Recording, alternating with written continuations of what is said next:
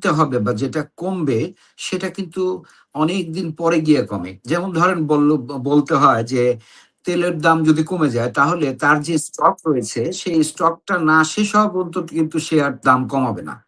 তো এরকম আমাদের দেশে হয়। তো আমি বাজারে আসলে আমরা যেটা বলি আরকি যে এই যে এত বড় বাজেট দেয়া হয়েছে, আসলে বাজেট এত বড় না।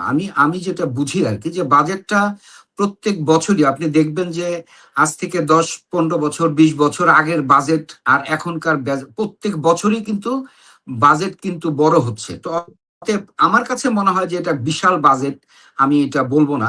এই কারণে বলব না যে আমাদের দেশে এটা বাড়তেই থাকবে এবং আপনি আগামী বছর দেখবেন এর চাইতে আরো বেশি হতে পারে।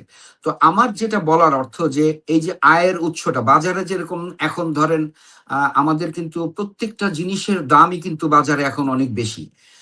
মানে আপনি চাল, ডাল, তেল যাই দেখবেন না কেন আপনার বিদ্যুতের দাম বাড়ার সঙ্গে কিন্তু তেলের দাম বাড়ার সঙ্গেই কিন্তু গাড়ির আপনার ট্রান্সপোর্ট বেড়েছে।